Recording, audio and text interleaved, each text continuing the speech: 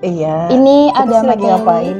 Oh iya. Kita untuk anak menyapa kali ini kan dengan Dokter Siska ya dok. Mm-mm. Ini untuk materinya ada 10 pertanyaan, kurang lebihnya nanti ini penjelasan dan penyebabnya juga ada ya dok. Oke, dan ini juga nanti pertanyaannya ditanyakan terkait kayak tips anak kalau misalkan ke dokter gigi takut apa enggak gitu ya. Iya. Nah di sini juga ada beberapa kru ya dok. Oh, iya. Ada di sini ada kameranya madepnya ke sini ya dok. Oke. Nanti Sama sambil ya. menunggu Dokter Siska ya dok, bisa Oke. dibaca dulu untuk Iya. materinya. Biar aku baca dulu ya, Mbak. Iya boleh dok, silahkan. Oke. Ini juga menarik banget temanya kali ini dok. Iya. Kan juga untuk menyambut Hari Anak dok. Iya Bener kan? banget. Jadi orang-orang mesti tertarik Dok, dong. saya Oh, boleh. untuk telepon Iya. teman dulu ya dok. Oke. Mohon bisa dibaca dulu dok. Iya. Oh, gitu. Halo. Iya. Oh gitu, nggak bisa. Mertua kamu di mana? Oh, nggak ini juga nggak keluar ASI. Oh gitu. Mandiin bayi juga nggak bisa. Astagfirullah. Oke. Aku tanyain dulu ya. Ini mumpung aku lagi sama Dokter Citra, aku tanyain dulu gimana. Nanti aku telepon lagi. Oke, siap. Thank you. Iya, bye. Wah, ada apa nih? Kok mau nanya aku sih? Iya, Dok. Iya, gimana? Jadi teman aku dok, dia baru nikah, udah punya Terus? anak-anak pertama, Wow. nggak bisa mandiin bayi, terus juga dia tuh nggak keluar ASI dok. Wah. Kira-kira periksa ke sini bisa nggak ya dok? Oh, bisa nih. Tapi dia nggak ada yang nganter dok. Oh, nggak ada yang nganter.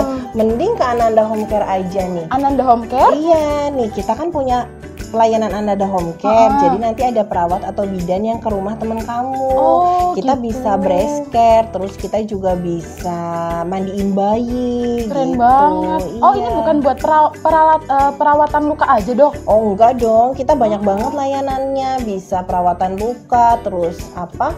Breast banget ya, care, mandiin bayi. Isoman juga telemedicine. bisa, dok? Iya, isoman bisa, fisioterapi juga bisa. Pokoknya tinggal telepon aja ke Ananda Home Care di 081 126 113 08. Oh, ini ya, dok? Iya, itu nomornya. Kalau keren misalnya banget. dia punya internet, buka aja anandahomecare.com. Nah, di situ nanti banyak banget layanannya. Siap, oke, thank you dok. Ini nanti aku infoin ke teman aku. Oke, Terima kasih dok. sama-sama. Halo Dokter Siska, sudah Halo, datang Dokter Dok. Siska dok. Iya, Oke, ini kru alhamdulillah. ini pamit dulu ya dok. Iya, kita Terima mulai kasih, dulu. Dok. Terima kasih. Bye.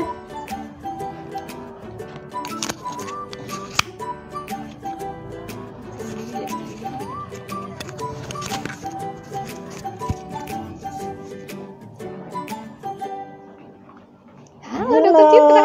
Halo Dokter Siska, apa kabar dok? Alhamdulillah. Iya, baik. bisa kita mulai dok hari Oke, ini?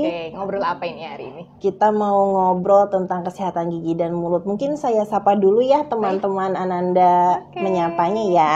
Oke, selamat pagi Sobat Ananda. Kembali lagi dengan saya Dokter Citra di Ananda Menyapa. Dalam rangka menyambut Hari Anak Nasional, Ananda Menyapa kali ini akan membahas tentang kesehatan gigi dan mulut pada anak bersama Dokter Gigi Siska Yumira. Selamat pagi dokter. Selamat pagi Dokter Citra. Oke, semoga sehat selalu ya dok. Amin. Ini banyak banget nih dok list pertanyaan untuk membahas tentang kesehatan gigi ini karena kesehatan gigi ini kan cukup penting ya dok gitu kan, nggak banyak banget teman-teman yang punya keluhan di gigi terutama di masa anak-anak gitu. Oke. Bisa dijelaskan dok apa sih sebenarnya yang dimaksud dengan kesehatan gigi dan mulut pada anak? Baik ya. Jadi sebetulnya kesehatan gigi pada anak ini memang sangat penting ya gitu. Yang mungkin yang banyak belum tahu bahwa kesehatan gigi dan mulut pada anak ini nantinya itu berperan penting untuk pertumbuhan tubuhnya juga gitu. Jadi kesehatan gigi dan mulut anak itu maksudnya di sini adalah kondisi di mana kondisi rongga mulutnya, kemudian giginya atau pendukung-pendukungnya seperti tulang, gusi dan lain sebagainya itu dalam kondisi yang sehat, tidak ada keluhan, kemudian dapat berfungsi dengan baik juga. Jadi artinya fungsi berbicaranya baik, fungsi fonasinya atau mengucapkan huruf-hurufnya baik, fungsi pengunyahannya juga baik. Jadi tidak ada sakit atau tidak ada gangguan apapun gitu. Jadi lingkupnya ini cukup luas ya dok ya. Jadi dari efeknya juga luas. Efeknya gitu. luas. Jadi penting banget ya. Oke. Nah banyak banget nih dok anak-anak tuh keluhan dengan sakit gigi, terus gigi berlubang atau kadang giginya tuh gusinya tuh merah, bengkak, iya kayak gitu. Terus paling sering itu orang tua ngeluhin kok ini anak saya bau mulutnya kayak gitu. Terus kadang sariawan juga. Nah itu sebenarnya penyebabnya keluhan-keluhan kayak gitu apa sih dok? Jadi ini banyak ya yang dijelasin ya. Jadi pertama satu-satu ya. Tadi tentang karies atau gigi berlubang. Itu adalah masalah yang paling besar lah di Indonesia. Sebetulnya nggak hanya di anak saja, di orang dewasa pun seperti itu gitu. Jadi kalau pada anak-anak memang faktor penyebabnya itu yang utama itu ada 4. Jadi dari kondisi gigi itu sendiri atau kekuatan dari giginya, terutama lapisan terluarnya, kemudian dari kondisi bakteri di dalam rongga mulut, terus makanan yang dikonsumsi, ya jadinya serta dari lingkungannya kayak gitu. Jadi yang sebetulnya yang orang tua dapat kendalikan itu adalah tentang dietnya atau makanannya ya, dan cara perawatannya gitu. Jadi memang terutama anak-anak yang suka manis gitu pasti jajan ya teman-teman biasanya ya manis-manis, lengket kayak permen, kemudian coklat, itu memang faktor yang banyak berpengaruh. Terutama lagi kalau yang memang belum kenal makanan atau belum kenal makanan-makanan seperti itu, yang sering terjadi juga karena biasanya anak-anak itu ngedot dibawa sampai tidur. Itu juga bisa jadi kayak rampant karies kayak jejer-jejer, coklat-coklat semua ya gigi anak-anak. Aduh, itu bisa karena susu ya dok berarti ya. Bisa karena gulanya nempel. Setelah itu nggak minum air putih gitu, atau nggak dibersihkan, langsung jadinya gampang berlubang. Kalau sariawan itu juga kalau di anak-anak agak berbeda dengan orang dewasa mungkin ya. Kalau di anak-anak bisa terjadi karena kadang gigi yang berlubang itu permukaannya ada yang tajam misalnya, kena lidah, itu juga bisa sariawan. Atau penyakit-penyakit tertentu seperti flu Singapura yang sekarang lagi in ya. Oh iya, banyak ya dok kasusnya berarti ya. Hand-foot disease itu juga sariawan juga biasanya, anak-anak demam sariawan seperti itu. Atau di penyebab yang lain misalnya pemilihan sikat gigi yang nggak baik, terus nggak sengaja kena ke gusinya, itu juga bisa membuat sariawan. Berarti sikat gigi pun itu punya andil besar ya dok terhadap kesehatan baik caranya gigi maupun pemilihannya. Oke. Sedangkan kalau bau mulut penyebabnya banyak ya. Kalau anak-anak bisa karena memang giginya kotor, jadi sisa-sisa makanan yang masih lunak atau namanya plak itu yang nggak dibersihkan, atau sampai mengeras jadi kalkulus atau karang gigi, itu juga bisa menyebabkan bau mulut gitu. Gigi berlubang pun juga bisa menyebabkan bau mulut ya. Atau misalnya sampai gusinya bengkak, terus namanya abses, keluar nanahnya, itu juga bisa membuat bau mulut gitu. Agak berbeda di orang dewasa. Kalau orang dewasa, kalau di beberapa kasus yang di poli, kalau sariawan itu kebanyakan mereka stres biasanya. Jadi, stres juga bisa bikin. Ya, yang paling besar kasusnya yang datang ke poli di Ananda itu kalau pada orang dewasa karena stres. Jadi mereka sariawan gitu, kayak pekerja-pekerja dengan target di akhir bulan gitu. Itu kan pasti stresornya tinggi ya dok. Itu bisa menyebabkan sariawan itu dok. Banyak yang seperti itu. Bau mulut juga penyebabnya juga ada faktor eksternal, ada internal, penyakit-penyakit tertentu kayak diabetes mellitus ya kalau pada orang dewasa, iya. itu juga khas bau mulut gitu. Kalau di anak-anak kebanyakan lebih ke tentang karena kariesnya, karena mulutnya yang kurang bersih, lebih ke itu sih. Lebih ke karena perawatannya mungkin kurang terjaga gitu ya, atau Dok ya. penyakit tertentu kayak tadi flu Singapura kayak Iya, gitu. itu banyak sih memang ya, hand and foot disease ya. ya. Oke. Hand, foot, and Oke, mouth Dok. disease.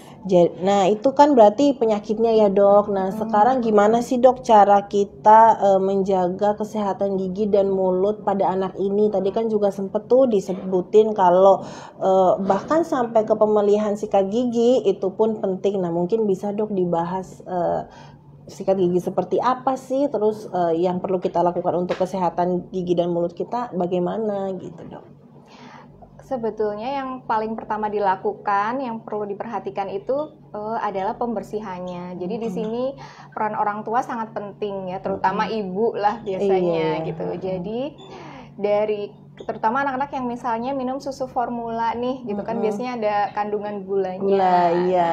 Itu harus sedini mungkin dibersihkan gusinya kalau memang belum tumbuh gigi gitu. Jadi pakai kasa yang dibasahi air hangat, nanti dililitkan ke jari telunjuk, nanti dibersihkan ke ininya, ke gusinya. Ya. Kemudian kalau sudah mulai tumbuh 1 atau 2 gigi, boleh kita kenalkan sikat gigi gitu, yang kecil, yang lembut bulunya. Bulunya gitu. yang lembut ya. Kemudian yang kepala sikatnya kecil, seperti itu sudah mulai kita kenalkan. Tetapi ketika anak kadang nggak mau ya, boleh tetap masih kita gunakan kasa tadi kalau masih 1 atau 2 gigi gitu, dibersihkan. Terus pemilihan makanan itu juga penting. Jadi makanan-makanan dengan kandungan serat yang tinggi, sayur, buah itu juga membantu membersihkan. Tapi memang pada anak-anak yang mungkin belum mulai MPASI atau belum mulai makanan yang padat, ya seperti tadi caranya. Gitu. Pakai kasa berarti ya, Dok ya. Kasa dililit terus celupin air hangat. Ya, jadi anaknya nanti kita pangku di depan nih, atau bagusnya lagi dihadapkan ke kaca misalnya. Gitu jadi ya. anak sambil mainan sambil lihat, iya lihat, benar. Bonding time juga ya, Dok, kalau misalnya sama anak ya. Ya, tapi kalau sudah mulai giginya sudah mulai banyak kayak 3 tahun ke atas, itu makanan yang paling penting diperhatikan. Jadi kalau setelah minum atau makan makanan yang manis dan lengket, usahakan minum air putih yang banyak untuk menetralisir. Kalau sikat gigi itu juga utama, terutama pagi hari setelah sarapan sama malam sebelum tidur.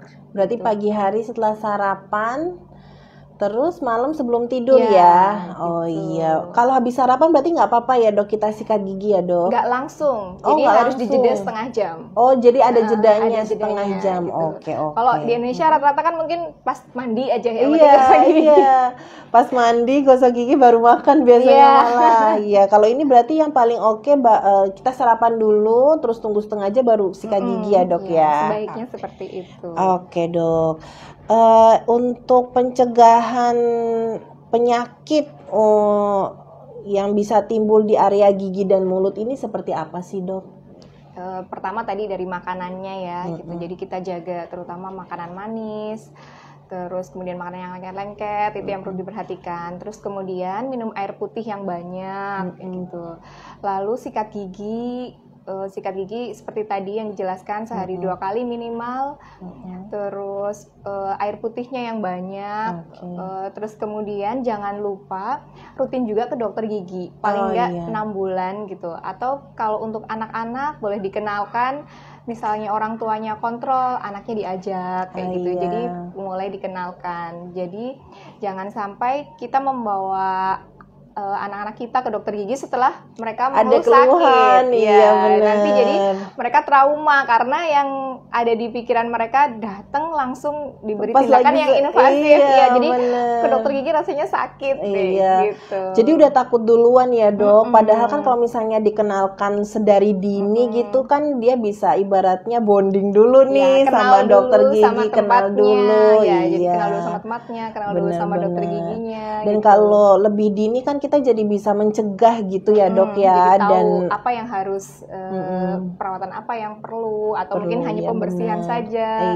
Atau ada beberapa anak yang ketika dikasih tahu dokter giginya lebih oh iya ya. Lebih, oh gitu. iya benar, lebih nurut. Nah Iya. itu benar, itu juga jadi masalah sih seringnya, karena anak-anak kalau misalnya dikasih tahu sama orang tuanya biasanya belum mau ngikutin. Nanti Iya. kalau udah dokter gigi yang ngomong baru ya. Iya gitu. Terutama kayak dot itu juga biasanya anak-anak ada beberapa anak yang ngedot sampai usia TK gitu. Padahal Iya, benar. dotnya sampai dibawa tidur gitu. Itu paling susah, lebih susah nyapih dot istilahnya daripada Iya. nyapih ASI gitu. Nah itu tuh padahal efeknya ke gigi itu juga besar gitu. Panjang Ya, gitu jadi ya. kalau kadang dibawa ke dokter gigi, dikasih tahu sama dokter giginya, ada beberapa anak yang oh iya ya mau Baru mau gitu, lepas ya. dari dotnya. Ya Allah, lebih cinta dotnya ya dok Iya. daripada yang lain-lain. Oke. Tadi juga saya dengar berarti air putih itu juga penting ya dok, untuk membersihkan mulut ya, bukan hanya untuk sebagai mencegah kita dehidrasi gitu ya, bahkan sampai ke kesehatan gigi dan mulut pun penting ya, Iya. karena sifatnya yang menetralisir Menetralisir. itu ya. Oke, berarti teman-teman atau kawan-kawan yang masih di bawah umur nih, kalau yang nonton Ananda Menyapa, jangan lupa untuk sering minum air putih untuk menetralisir kondisi mulut seperti itu. Oke.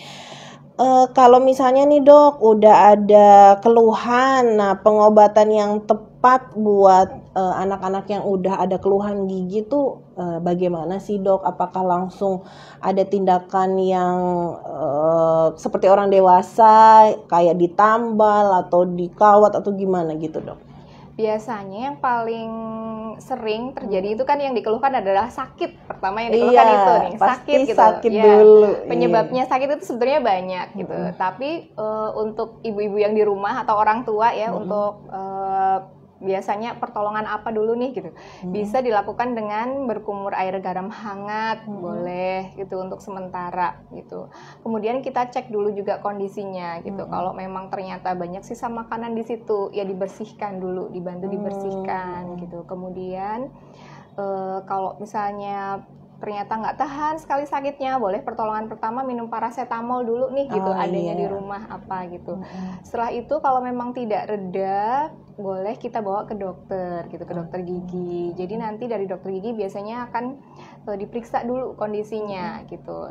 Jadi makanya tadi di depan saya jelaskan kalau bisa sebelum sakit udah kontrol datang dulu, nih. iya, Tapi kalau benar. sudah terlanjur sakit ya segera dibawa Segera gitu. dibawa. Kalau memang pertolongan di rumah untuk sementara yang tadi itu seperti kumur air garam hangat, minum paracetamol juga belum reda, berkurang ya. segera ke dokter itu. Berarti rata-rata itu bisa meringankan nyerinya dulu ya dok, Paling sampai tidak bisa mendapat meringankan nyerinya dulu, terutama kalau malam atau hari Iya, bener. Minggu itu. iya. Nggak ada. Kalau paracetamol kan mungkin paling gampang Iya, dicari. Air paling garam gampang. hangat juga gampang. Betul gitu. betul. Oke. Kalau membahas obat kumur ya dok, kalau misalnya ternyata teman-teman di rumah misal punya kayak betadine kumur gitu, boleh dipakai nggak dok? Itu tergantung kondisi anak. Jadi untuk anak-anak yang memang belum bisa berkumur ya jangan Oh, sebaiknya jangan ya. ya. Oh, Tapi iya. kalau yang sudah bisa berkumur boleh menggunakan itu gitu. Oke. Atau boleh menggunakan obat kumur lain tetapi yang tidak mengandung alkohol. Oh, gitu. jadi yang cari yang tidak ada alkoholnya. Iya, jadi nanti ya. bisa dilihat di daftar ininya Komposisi ada obatnya, ya, komposisi ya. obatnya. Oke. Atau ada juga obat kumur yang khusus anak-anak juga ada gitu ya. Di sini sudah ada. Sudah ada. Uh-uh. Oh, di rumah sakit Purwokerto. Ananda punya. Di Ananda belum ada kebetulan gitu. gitu. Oke, Kalau di oke. Purwokerto ada lah, insya Allah. Iya, Kalau mau gampang cari. didapatkan ya. Iya, jadi kalau saya sariawan Heeh. yang dia sulit makan, bisa sebelum makan pakai obat kumur dulu. Oke. Jadi nggak, biar nanti pas makan nggak terlalu sakit. Oke, gitu. benar. Oke deh dok. Nah, selanjutnya ini nih dok, tadi kan memang pencegahan itu lebih penting ya teman-teman. Jadi gimana sih cara kita membersihkan gigi yang benar nih dok gitu? Nah, dari tadi ya. Ini tergantung dari usianya biasanya. Kayak tadi kita mulai dari yang belum ada giginya. Gitu. Jadi kalau yang belum ada giginya, seperti tadi, kasa hangat dililitkan ke ibu jari, kemudian dipangku aja nih, dihadapkan ke depan, lalu kita bersihkan gitu gusinya. Kalau yang sudah mulai tumbuh 1 atau 2 gigi, boleh mulai kita kenalkan sikat yang kecil, yang bulunya halus, nanti boleh kita mulai sikat. Atau kalau memang belum mau, sama seperti tadi, jadi pakai kasa dulu. Kasa dulu ya. Kemudian setelah giginya semakin lengkap, ada sikat gigi anak-anak, boleh pakai itu, tetap pakai bulunya yang lembut dulu gitu. Caranya juga harus kita awasi gitu. Jadi ada anak yang mungkin ngerasa udah bisa nih gitu, tetap mau gosok sendiri, ternyata kurang bersih. Jadi itu tetap perlu pengawasan juga, pembersihannya gitu. Kemudian makanannya juga diperhatikan itu. Jadi kalau misalnya makanan yang berserat itu juga membantu membersihkan gigi. Kemudian ngunyahnya juga kanan kiri gitu. Jadi seimbang ya dipakainya, jangan berat sebelah. Ya, kalau satu sisi yang nggak dipakai, jadi kotorannya malah numpuk di sisi yang nggak dipakai gitu. Karena tidak ada serat makanan yang membantu membersihkan gitu. Itu jadi terus pemilihan sikat itu juga penting untuk memperhatikan saat pembersihan gitu, karena kadang sikat yang bulunya kasar, bulunya tidak rata, bisa memicu sariawan, memicu gusinya radang, itu luka juga bisa, gitu juga bisa ya dok. Jadi pemilihan sikat gigi itu juga penting. Oke deh dok, berarti tadi caranya sama ya dok, pakai kasa, kalau enggak pemilihan sikat giginya gitu ya dok. Kalau arahnya nih dok, kan banyak tuh berseliweran ya dok, misal di Instagram, di Facebook, caranya apakah betul kalau kanan kiri doang gitu cukup nggak dok? Atau misal harus berputar, ada tekniknya nggak dok? Sebetulnya kalau yang bagian depan ya, intinya yang atas ke bawah, yang bawah ke atas gitu. Cuman kalau seperti itu kan sulit, jadi boleh membulat. Nanti sisi samping juga membulat, ini membulat. Gitu. Jadi jangan di beberapa orang kadang kan maju mundur cantik, maju mundur cantik gitu. Yang penting cepet dan udah kesikat tuh udah deh gitu. Nah itu ketika setelah dewasa banyak pasien-pasien yang ternyata gosok giginya semangat 45 dan maju mundur cantik, jadi giginya tuh aus, jadi di leher-leher giginya tuh aus. Gitu. Malah cepet terkikis ya. Kalau sudah terkikis, jadi ngilu rasanya gitu, karena daerah situ kan paling dekat dengan saraf gitu. Jadi dari kecil mungkin mulai dibiasakan caranya nih membulat. Kalau yang maju mundur cantik ketika kita buka mulut, nah area yang bawah dan atas itu baru maju mundur cantik. Gitu caranya. Siap. Iya kan banyak tuh dok yang jangan maju mundur, harus berputar. Berarti bener ya dok, harus berputar dan mungkin pelan ya, santai. Kemudian bulu sikatnya juga yang rata, jadi jangan ada yang udah jeprek. Iya benar, itu dipakai sampai rusak biasanya saking nggak mau gantinya ya dok. Setelah itu jadi gusinya sakit. Gitu. Oke. Atau sariawan itu juga bisa. Siap. Wah keren. Itu kan tadi cara membersihkannya ya dok ya. Terus pencegahan selanjutnya kan adalah milih dietnya ya dok. Nah makanan yang harus dihindari sama yang dikurangi supaya gak gampang berlubang apa aja tuh dok? Ada nggak dok yang selain manis-manis gitu? Kalau yang suka makan gorengan atau yang keras-keras tuh misal kayak es batu gitu gimana dok? Sebetulnya sih ya tadi sih yang utama yang membuat gigi berlubang itu biasanya karena tadi ya makanan manis, lengket itu juga. Jadi kayak jenang, lengket nempel itu juga bertahan di gigi lama. Itu marshmallow gitu. Kali ya dok hari gini ya dok, lengket banget itu teman-teman. Terus kemudian makanan-makanan yang suhunya berubah drastis. Jadi misalnya kita makan bakso nih, memang enak ya makan bakso panas-panas. Setelah itu ganti langsung minum es. Iya gitu. Benar. Nah, itu tuh ya, langsung giginya kaget. Itu juga nggak baik ya dok. Iya, itu juga berpengaruh. Terutama mungkin ketika giginya sudah berlubang dan sudah ditempel, tembelannya jadi nggak awet. Itu juga bisa berpengaruh dari situ. Iya. Gitu. Kemudian makanan-makanan berserat ya, yang jelas itu juga sangat membantu. Terus kemudian tadi air putih gitu.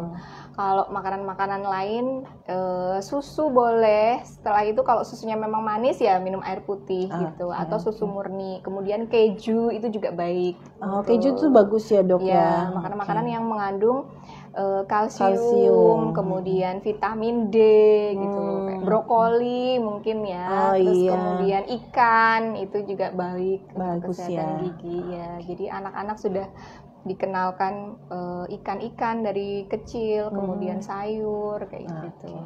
Nah, teman-teman yang nonton Ananda Menyapa kali ini mulai diatur dietnya yang bisa meningkatkan kesehatan gigi seperti ikan ya dok tadi ya. Terus sayur teman-teman, kita harus meningkatkan tingkat makan sayur, susu, keju itu juga bagus untuk kesehatan gigi ya dok ya. Juga bagus. Oh, yogurt juga bagus. Oke, teman-teman siapkan untuk beli yogurt. Sebenarnya bukan nggak boleh ya gitu. Jadi kadang setiap pasien kadang saya tanya suka donat gitu. Kadang kalau dokter yang tanya takut mau bilang iya. Kayaknya dosa soalnya dok. Suka gitu permen ya. Gitu. Takut mau jawab. Bukan berarti tidak boleh gitu. Nggak apa-apa boleh. Tapi yang penting setelah itu minum air putih. Kemudian gosok giginya juga rutin seperti itu. Ada yang menetralisir lah gitu. Dipastikan bersih setelahnya gitu. Jadi sebenarnya nggak masalah ya dok untuk makanan ini ya. Tinggal setelah itu ya terus jangan tidur gitu ya dok. Tanpa sikat gigi atau tanpa minum gitu ya dok ya. Oke, dok tadi kan sempat kita membahas sikat gigi di dok, terus yang harus bulunya halus, terus menyesuaikan ukuran mungkin ya, ukuran sikat giginya dengan usianya ya dok. Itu berapa lama sih dok bisa dipakai sikat giginya? Gitu. Paling nggak setiap 3 bulan harus ganti gitu. Tapi kalau pada anak-anak kan kadang tidak selama itu karena 3 bulan itu kadang pertumbuhan giginya sudah mulai banyak ya. Kalau pada 3 tahun ke atas itu tiap 3 bulan harus ganti. Jadi jangan menunggu bulu sikatnya udah nggak rata nanti baru ganti gitu. Ya. Kemudian yang banyak ditanyakan biasanya tentang pasta gigi. Gitu. Oh gitu, iya. Kapan sih boleh gitu atau kapan sih pakainya atau pakainya seberapa kayak gitu. Itu juga penting gitu. Jadi sebetulnya pasta gigi itu nggak, kalau di iklan kan dari bulu sikat ujung sampai ke ujung lagi itu penuh ya. Sebetulnya nggak perlu sebanyak itu. Jadi kalau yang sudah 3 tahun ke atas atau sudah mulai bisa berkumur, sebiji jagung itu sudah cukup sebetulnya. Cukup ya. Iya. Itu untuk anak aja dok atau dewasa juga segitu cukup? Seperti itu. Tapi kalau misalnya masih di bawah itu giginya belum banyak, sebiji beras itu juga cukup. Oh gitu. Jadi nggak sampai yang harus full satu deret sikatnya ya dok. Iya. Kan banyak yang ngira gitu. Giginya atau busanya banyak, terus kumurnya belum bisa bersih, dia juga akan tertinggal di situ kan. Gitu. Bisa tertelan, bisa tinggal di situ lama gitu. Jadi lama-lama makanan ikut lengket di situ. Malah menambah masalah ya. Iya, oke. Yang penting dipastikan sudah bisa berkumur gitu. Kalau sikat tadi ya. Jadi selain bulunya halus kalau untuk anak-anak, terus kemudian kepala sikatnya mengecil, kemudian pegangannya juga kecil. Jadi paling tidak mereka bisa memegang sendiri ya. Kemudian untuk menarik biasanya kita pilih sikat gigi dengan gambar-gambar karakter yang mereka sukai yang lucu, ya. Atau bisa kita ajak mereka untuk memilih sendiri. Tapi kita arahkan yang bentuknya sesuai tadi, kepalanya mengecil, kemudian ramping, ini kepala sikatnya seperti itu. Iya. Berhubungan dengan pertanyaan selanjutnya dok, kasih tips dong dok milih alat peralatan gigi yang pas nih dok gitu. Tadi kan sikat giginya udah nih dok, terus pasta giginya. Ada peralatan lain nggak dok? Kan banyak nih berseliweran kayak floss gitu, terus retainer apa ya dok. Nah sebenarnya itu perlu nggak sih dok gitu, apalagi di usia anak. Terus kan kadang anak-anak ada yang ikut tren gitu ya, minta behel. Nah sebenarnya itu boleh nggak sih? Itu salah satu peralatan kah atau obat atau bagaimana tuh dok gitu? Jadi karena sekarang ya dunia sosmed juga udah ini ya, terus kemudian banyak orang yang merasa bisa aja nih masangan gitu. Kalau tentang tadi behel, sebetulnya penggunaan behel atau kawat gigi itu kan kita rawat sesuai dengan indikasinya gitu. Iya. Dan sebetulnya dokter gigi pun ada spesialisnya untuk merawat itu, juga gitu. sembarangan gitu. Dan untuk memasangnya tuh perlu analisis panjang gitu, artinya harus dicetak dulu giginya, harus difoto ronsen untuk tahu profilnya, untuk tahu seberapa tempat yang dibutuhkan gitu. Jadi nggak bisa asal-asalan ke salon nih, pasang behel, tempel-tempel aja, iya. Terus kemudian kalau peralatan tadi pertama dari memilih sikat gigi ya. Kalau misalnya anak-anak tadi bulunya halus, kemudian kepalanya mengecil, terus ramping, genggamannya kecil, bisa digenggam. Terus bulu sikatnya jangan pilih yang hard gitu. Terus alat selanjutnya kayak floss atau benang gigi bisa digunakan. Jadi di beberapa orang atau di beberapa anak yang mungkin giginya rapet-rapet banget, boleh sela-selanya dibersihkan pakai benang gigi. Gitu. Kemudian ada lagi alat namanya tongue cleaner atau pembersih lidah. Itu juga bisa digunakan, ada di pasaran gitu.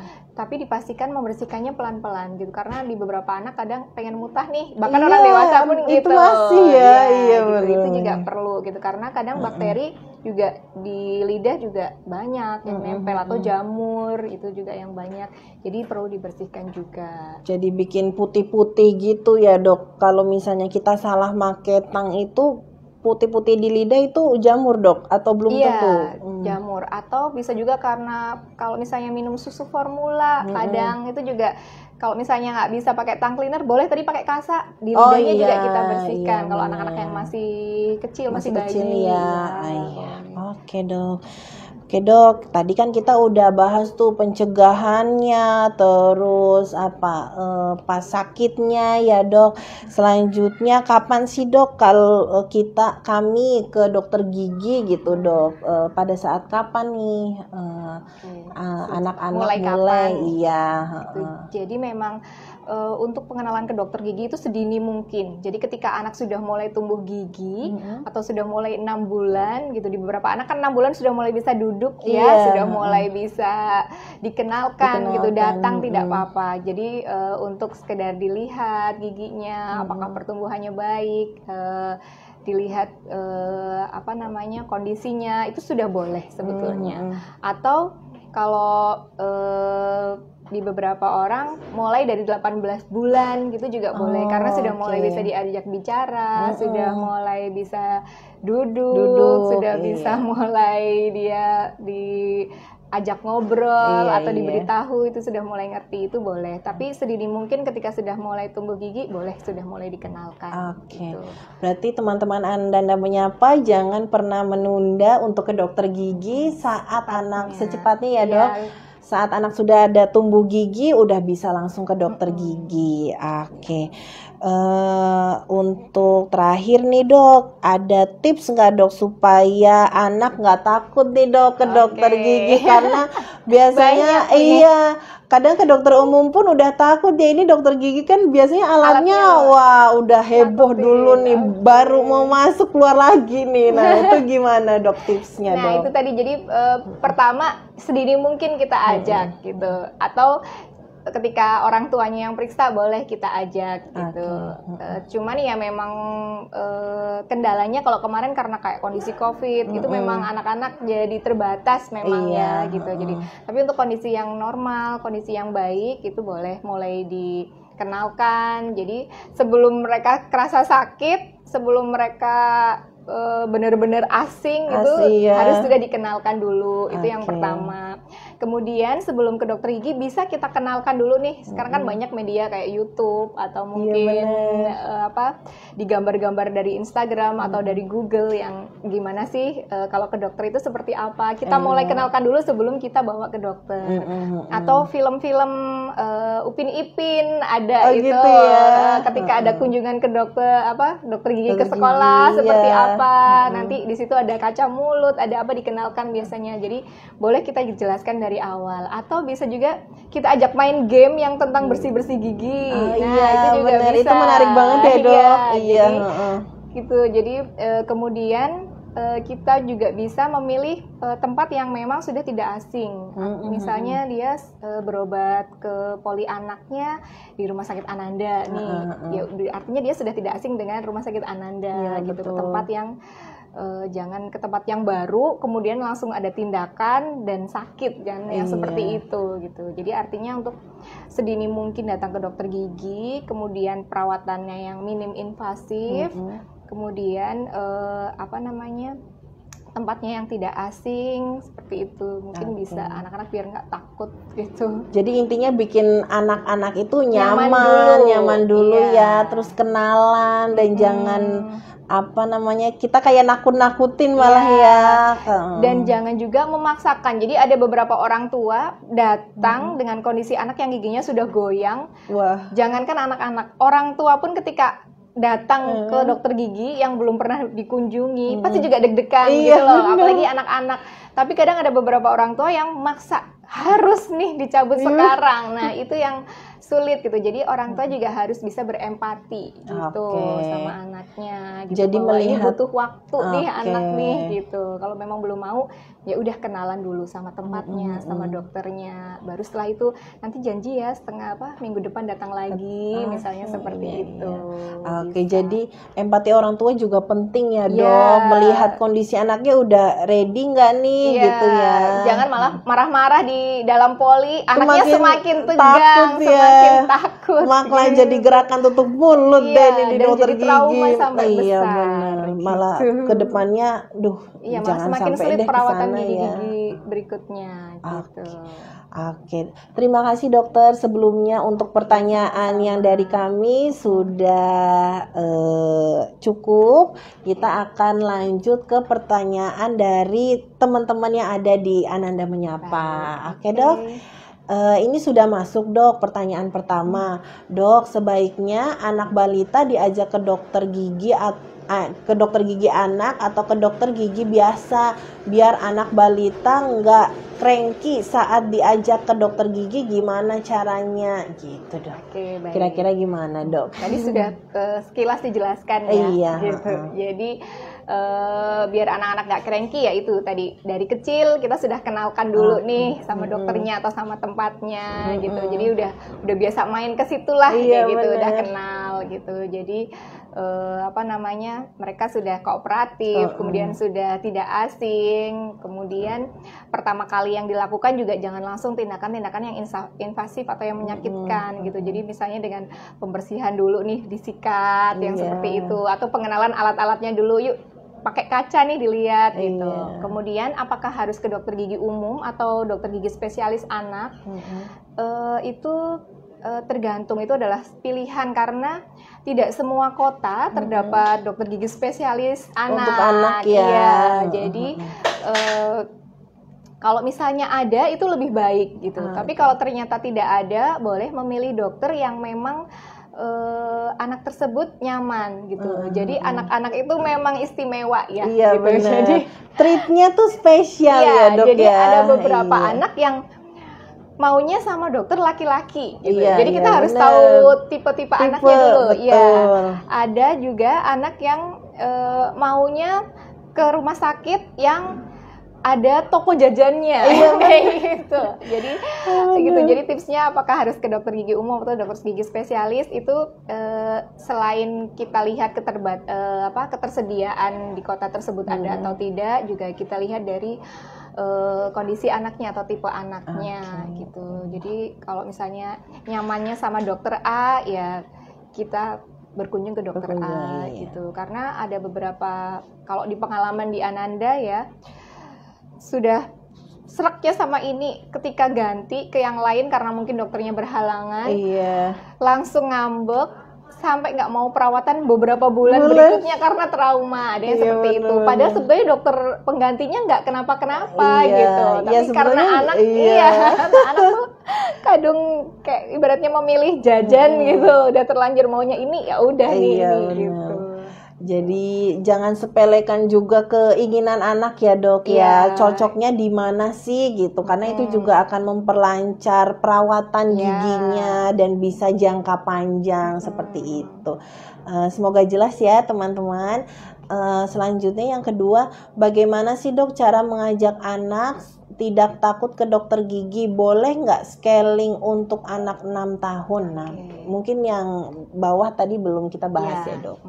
Kalau untuk mengajak anak tadi sudah ya dijelaskan di depan. Kalau untuk tentang scaling, jadi ketika anak sudah tumbuh gigi itu bisa sudah, jadi Udah 3 boleh tahun ya? ke atas itu kan giginya sebenarnya sudah mulai lengkap ya gitu. Jadi sudah bisa mulai kita kenalkan ke dokter gigi untuk dilakukan pembersihan gitu. Jadi mungkin bukan scaling yang seperti orang dewasa yang karang giginya numpuk-numpuk gitu enggak. Jadi ada di Sampai berdarah-darah kadang. ada di brushing, kemudian dengan pasta gigi yang membuat anak-anak juga nyaman gitu. Atau kalau tadi karena usianya 6 tahun, ada di beberapa anak usia 6 tahun juga sudah ada kalkulusnya dok gitu. Jadi karena tadi pengawasan sikat gigi yang kurang ya. Jadi kadang sisa makanan yang lembut-lembut gitu di beberapa tempat gitu ternyata tertinggal di situ, lama-lama mengeras jadi karang gigi. Itu sudah boleh dilakukan scaling, nggak apa-apa. Jadi sedini mungkin mereka sudah dikenalkan pembersihan karang gigi. Gimana sih kalau ke dokter gigi? Itu yang tadi saya bilang tindakan yang tidak invasif, jadi ya dibrush dulu, dibrush aja, dibersihkan atau scaling yang ringan di beberapa tempat yang dia belum numpuk banyak karang giginya, itu sudah boleh dilakukan. Berarti boleh ya scaling untuk boleh 6 banget tahun. malah. Boleh banget ya, malah kalau bisa sedini mungkin udah ke dokter gigi udah dulu. Cek dulu nih gitu, apakah perlu dibersihkan atau ini sudah cukup baik kondisinya, atau mungkin pertumbuhannya kok lama itu juga ya perlu. Kok ini belum tumbuh, ini sudah kesundulan gigi penggantinya, itu juga perlu. Jadi malah bisa ngecek semuanya ya dok ya kalau lebih dini. Oke. Ini ada lagi dok selanjutnya. Dok, apakah sering ganti pasta gigi akan berpengaruh pada kondisi gigi dok? Enggak sih gitu. Jadi setiap pasta gigi kan memang komposisinya mungkin berbeda-beda gitu. Kalau ganti sebenarnya bisa saling melengkapi, tidak masalah. Yang jadi masalah adalah tadi kemampuan kumurnya gitu. Kalau ternyata kumurnya belum bisa baik, atau mungkin yang pasta giginya terlalu berbusa dan belum bisa kumur sampai bersih, nah itu yang bermasalah gitu. Jadi banyak tertelan, walaupun memang kalau tertelan bahayanya tidak signifikan, tetapi dengan dalam jangka waktu lama misalnya numpuk di situ, makanannya ikut nempel, jadi itu juga masalah bahaya. ya. Oke.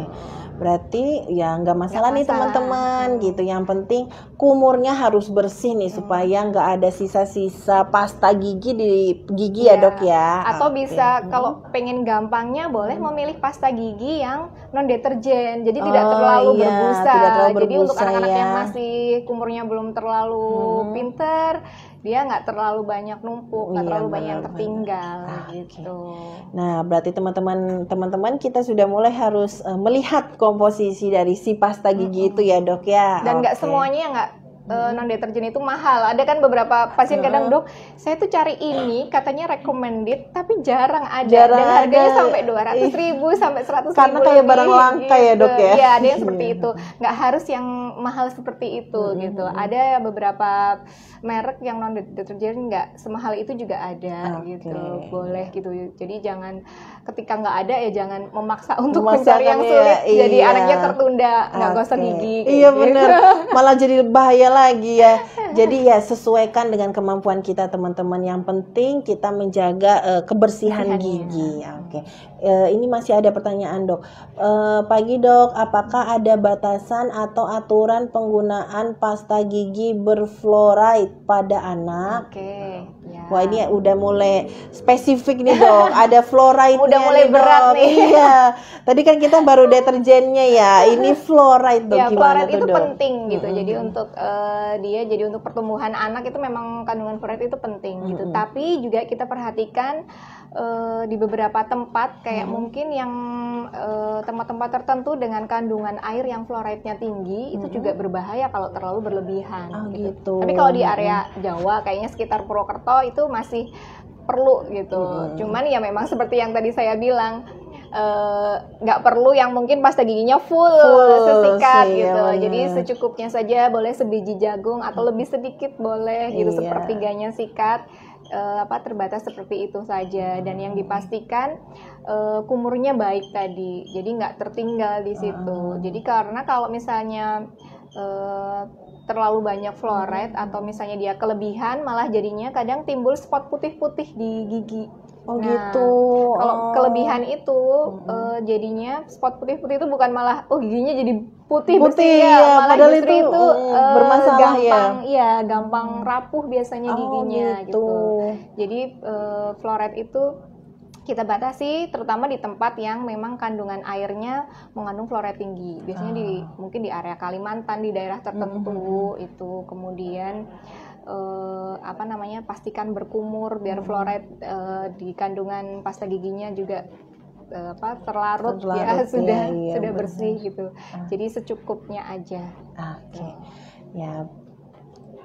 Oke, selanjutnya ya dok. Saat ini banyak penggunaan pemutih gigi atau krim pemutih gigi dok. Apakah aman dan boleh ya dok? Iya, ini banyak dok. Berseliweran di sponsor Instagram, whitening sampai putihnya tuh kadang nggak masuk akal loh dok. Maksudnya putihnya bener-bener putih banget nih, udah nggak wajar. Barang-barang impor juga banyak. Iya bener, dan sayangnya itu menjadi sebuah tren. Nah sebenarnya untuk seperti itu tuh berbahaya nggak sih dok untuk jangka panjang, jangka pendek? Sama kayak behel tadi ya, jadi kayak tren-tren yang mulai ngelihat artis nih pakai gitu. Jadi pemutih tertentu memang kita harus tahu kandungannya, kemudian penggunaannya seperti apa gitu. Bahkan ketika kalau diproses di dokter gigi memang ada yang namanya bleaching gitu. Jadi ada khusus bahannya gitu. Itu pun untuk cara penggunaannya atau aplikasinya itu harus hati-hati. Jadi nanti kita lindungi dulu nih daerah gusinya, nggak asal pakai gitu. Jadi kalau yang ada di pasaran kemudian belum tahu ada telepon. Kemudian kita belum tahu komposisinya, belum tahu benar cara pakainya seperti apa, itu berbahaya. Gitu. Berbahayanya bisa mengiritasi gusi atau bisa juga ternyata kandungannya malah jadi merusak gigi gitu. Kayak misalnya ternyata pemutihnya tuh yang dia efeknya toksik di rongga mulut seperti itu. Jadi ya sebaiknya sih tetap dikonsultasikan ke dokter, karena dokter pun juga nggak semuanya harus hati-hati gitu, apalagi yang di pasaran gitu. Pasta gigi pun seperti itu, ada yang iklannya bebas bisa rontok nih kalkulus atau karang gigi. Nah itu juga harus hati-hati gitu. Jadi di dokter gigi aja karang gigi pembersihannya pakai alat gitu. Masa sih kalau pakai pasta gigi bisa rontok segampang itu? Kayaknya nggak masuk akal ya dok ya. Gitu. Bener-bener. Oke deh. Oke dok, sepertinya pertanyaannya sudah habis dok untuk saat ini. Nah, menurut saya seru banget dok untuk topik hari ini, dan alhamdulillah dokter Siska juga memberikan banyak informasi yang sangat membantu teman-teman Ananda Menyapa pastinya ya. Sekarang pertanyaan yang hampir terakhir nih dok. Kalau mau ketemu sama dokter Siska, kira-kira bisa kapan nih dok? Saya ada terus di Ananda. Oh iya, alhamdulillah. Jadi saya ada setiap hari Selasa sampai Sabtu gitu. Jadi untuk hari Rabu sampai Sabtu nanti jadwalnya pagi mulai jam 8, kemudian khusus hari Selasa jadwalnya sore jam 4 gitu. Untuk anak-anak mungkin agak sulit ketemu saya kalau yang memang sekolah karena jadwal pagi, boleh memilih di hari Selasa sore. Selasa sore ya. Oke. Berarti teman-teman Ananda Menyapa bisa bertemu di Dokter Gigi Siska di Rumah Sakit Umum Ananda dari hari Selasa sampai hari Sabtu ya dok ya. Bisa di jadwal pagi maupun jadwal sore. Oke dok, tidak terasa kita sudah sampai di penghujung acara dokter. Jika teman-teman ada layanan yang ingin diketahui lebih lanjut, bisa follow di Instagram kami di rs.ananda, dan juga jangan lupa subscribe di YouTube kita Rumah Sakit Ananda Purwokerto dan nyalakan lonceng notifikasinya. Oke, kita cukupkan dulu dokter untuk hari ini. Terima kasih banyak dokter Gigi Siska. Sampai ketemu lagi di Ananda Menyapa selanjutnya. stay tune untuk teman-teman Ananda Menyapa, karena esok hari kita ada Ananda Menyapa selanjutnya bersama dengan Dr. Krisna Yuda, spesialis ortopedi, dengan tema penanganan pada cedera ankle di hari Rabu 20 Juli 2022 jam 16.00.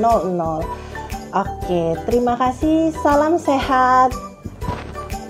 Terima kasih banyak.